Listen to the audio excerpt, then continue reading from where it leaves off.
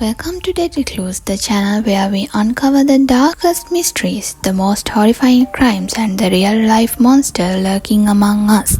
If you're fascinated by true crime, make sure to hit the subscribe button and turn on notifications.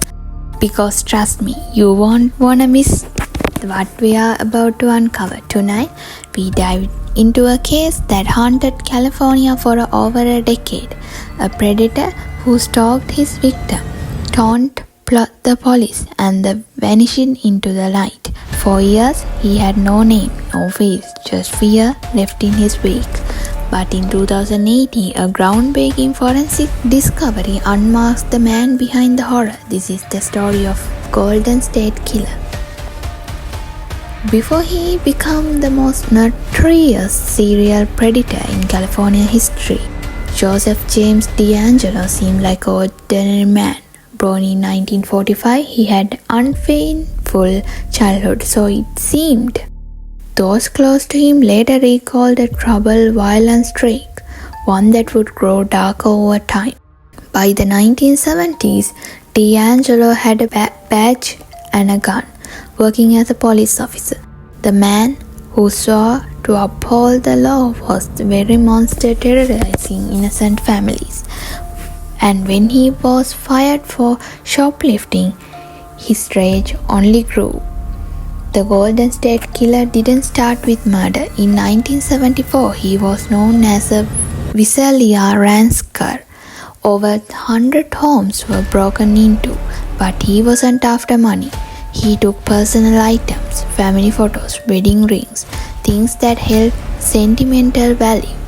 Then in 1975, the violence escalated. Claude Snelling, a journalism professor, awoke to find masked man trying to abduct his 16-year-old daughter. When Snelling fought back, the intruder shot him dead before disappearing into the night. This was his first known murder, but far from his last. By 1976, ransacker had evolved into something much worse, the East Area rapist. His attacks were calculated, methodical, and terrifying.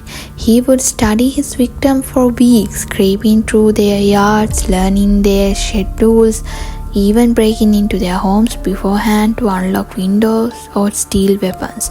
His victims, mostly young women, home alone, at least in the beginning, but soon he began targeting couples.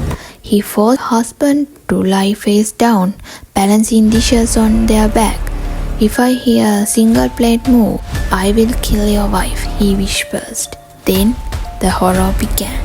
Over the next 2 years, he attacked dozens of women and families, but no matter how much law enforcement tried to stop him, he always vanished into the darkness. By the early 1980s, the attacks had shifted south. The predator had evolved once more. Now he wasn't leaving his victim alive. The East Area rapist had become the original night stalker, a sadistic killer who left behind sin or sheer brutality. His first known murder as night stalker was in Goleta, where he attacked Dr. Robert Offerman and his girlfriend Alexandra Manning. But the couple fought back, something he wasn't used to. In a panic, he shot them both and fled. But his killing had only just begun. His victim includes Charles and Lehman Smith, a couple beaten to death in their own home. He bludgeoned them with a log, leaving behind horrifying crime scene. And in 1986, his finally known victim, Janelle Cruz, a 18-year-old girl, was found murdered in her home, and then he was gone. After more than 50 rapes, 13 murders, and 120 burglaries, the Golden State Killer disappeared. No one knew why. Did he move? Did he die? Was he arrested under another name? For decades, there were no answers, only fear. But law enforcement never stopped looking. The case remained open, waiting for a break. Then 2018 everything changed. Investigators used genetic genealogy, a new forensic technique that compares crime scene DNA with public genealogy database, and it worked.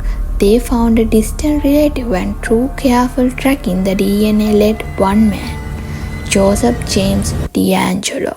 In April 2018, the man who had eluded justice for over 40 years was arrested at his home in Citrus Heights. The once fearsome predator was now an old, frail man, but there was no mistaking it. He was the Golden State Killer.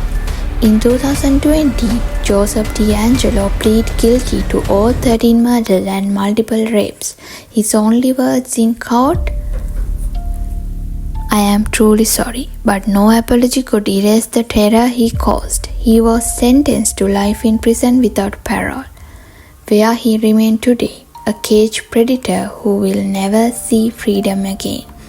The Golden State Killer case is a chilling reminder that evil can hide anywhere, even in the people we trust, but it's also proof that justice never forgets. What do you think about this case? Should DeAngelo have gotten death penalty? And what are your thoughts on DNA genealogy catching killers? A powerful tool or privacy concern? Let's discuss in the comment. If you like true crimes, hit subscribe and join us for more dark mysteries on Deadly Clues. Thank you for watching, and remember, past never stay buried. Until next time, stay safe and stay curious.